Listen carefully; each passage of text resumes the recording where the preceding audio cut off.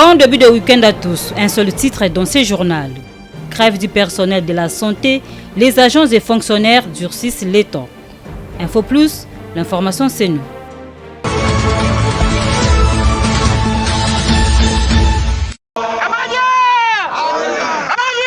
Après un mois de grève et face à l'insatisfaction toujours de leur cahier de charges, ces cadres et agents promédicaux durcissent le temps de leur mouvement de grève. Réunis autour d'une assemblée générale d'évaluation ce 10 août, ces promédicaux décident même la fermeture de toutes les morgues. Pour ce faire, un sit-in est prévu ce lundi devant la primature. Nous avons convoqué cette assemblée pour restituer les démarches que nous avons déjà effectuées à propos de notre grève. En fait, vous nous avez entendu et vous nous entendez tous les jours quand nous disons trop c'est trop. Trop c'est trop, c'est par rapport à la façon dont nous sommes traités au ministère de la Santé. Ici, nous parlons plus de la prime des risques, où il y a des inégalités. Et nous, en tant que syndicalistes, nous avons fait des démarches. Nous avons même proposé un barème. Et ce barème-là a déjà été signé par le ministre de la Santé, mais ça traîne au niveau du ministre du Budget. Qui bloque alors l'exécution de ces cahiers de charges? Le médecin pointé du doigt. Certes, nous avons constaté que le gouvernement viole la Constitution dans ses articles 12, 16 et 36 et nous sommes en train de revendiquer notre droit conformément à la Constitution. Le blocage, ce sont les médecins au pouvoir. Les médecins au pouvoir ne veulent plus à ce que le gouvernement trouve une solution à notre problème. Comme vous le savez, les médecins sont positionnés à tous les niveaux, depuis la présidence jusqu'au niveau de l'hôpital. Le mouvement de grève est maintenu jusqu'à la solution adéquate.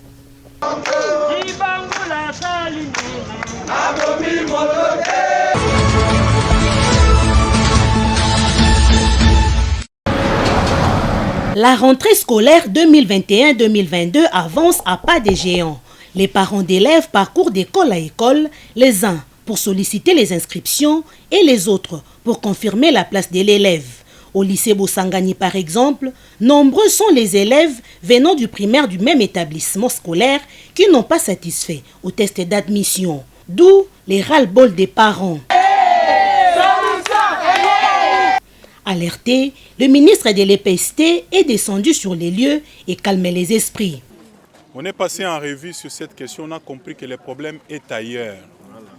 Pour les élèves qui ont été formés à Bosangani depuis première jusqu'en 6e, ils doivent passer en 7e dans la même école. Les tests ne se justifient pas. Ça, c'est de 1. De 2, si on doit organiser les tests, c'est à l'égard des élèves qui n'ont pas suivi le cursus ici à Bosangani. Émus, les parents disent toute leur gratitude au ministre Tony Mwaba. La gratuité, nous vous disons une fois de plus, merci. Merci, merci, continuez de le faire ainsi et nous allons vous soutenir. On ne savait pas, on doit aller trouver l'inscription pour nos enfants dans 3 semaines qui restent où? Plusieurs organisations politiques projettent de marche en vue d'une dépolitisation totale de la CENI. Devant cette réalité, le collectif 24 donne sa réaction. Chez nous, nous disons les marches, c'est une expression. Et la liberté d'expression est garantie. Les marches, nous voyons mal que demain on puisse empêcher les gens de marcher, sauf s'il y a violence. Et généralement, l'expérience nous prouve dans ces pays que les marches bien encadrées par la police terminent bien.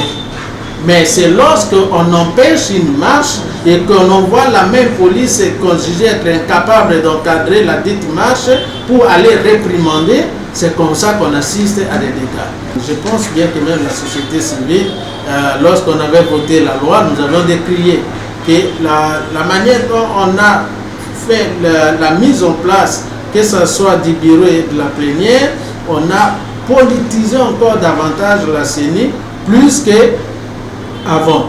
Mais la question que nous posons même aux organisateurs est que lorsqu'on veut qu'on puisse dépolitiser la CENI. Oui, c'est bien beau, c'est le souhait de nous tous. Concrètement, on veut quoi? Parce que la dépolitisation allait être claire si les concepts de personnalité indépendante étaient clairement définis.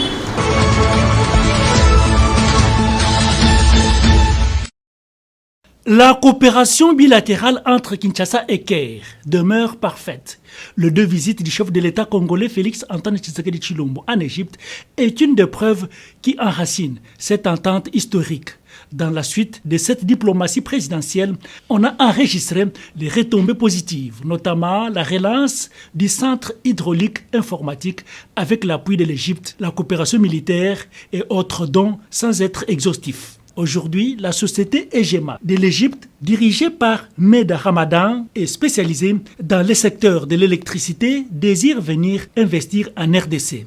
Cette firme électrique égyptienne travaille en partenariat avec la firme allemande de haute renommée. 2 cabines électriques sont déjà arrivées à Matadi, dont de cette société égyptienne EGEMAC, et n'attendent que les dédouanements à la charge de l'État congolais. Depuis ce week-end, la délégation de la société EGEMAC conduite par Madame Nevin et du directeur financier est déjà à Kinshasa pour les clauses et la matérialisation du projet. L'ambassadeur égyptien Hamdi Chaban, qui a reçu cette délégation à la chancellerie pour échanger sur la question, les a aussi encouragés pour l'aboutissement heureux de cette coopération.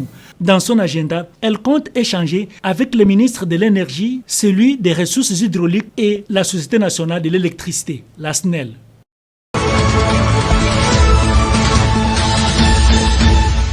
Après plusieurs enquêtes menées dans les entreprises publiques, l'inspection générale de finances, par son chef de service Gilles Alinguete, annonce dans les tout prochains jours la publication du rapport mené à l'institution présidence de la République, lequel rapport permettra de livrer des informations nettes sur les soupçons. Cela concerne clairement les effectifs à la présidence et d'autres contrats signés. La RDC vit dans un impasse terrible sur le plan politique. Chaque étape connaît les blocages qui ne dit pas son nom. Même dans un rêve, difficile de donner le nom du démon qui hante la RDC. En 2019, Sylvestre Ilunga a mis 3 mois pour la formation de son gouvernement. Avec Samalou Kondé, 2 mois sont passés dans les néants. Au jour d'aujourd'hui, difficile de trouver un consensus pour la désignation des animateurs de la CENI. Les uns accusent les uns. À qui profite alors le retard devenu quotidien de Congolais qui est derrière tous ces théâtres? Difficile de donner la réponse. La population subit les méfaits du théâtre. Espérons contre toute espérance, la RDC, pays de Félix-Antoine Tshisekedi, pays de Joseph Kabila, pays de Joseph Mobutu, attend vivre dans les prochains jours une cité de paix.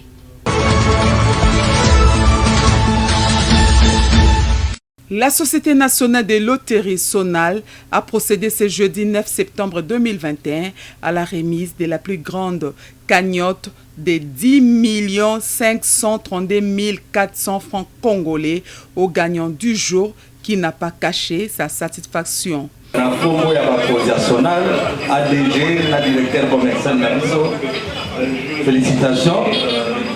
Pe topesio chèque oyo na kombo na bango pour kende na banque. Bumba mo bien, bumba tona poche. Mais tokosenga osalela yango mala. O témoigner pe na ba obandi makate que na PMI okoki kokoma millionnaire, pour komi déjà millionnaire.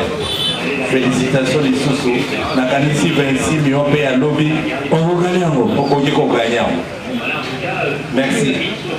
Signalons que la Société nationale des loteries a mis une cagnotte de 26 millions de francs congolais pour les gagnants du 10 septembre 2021.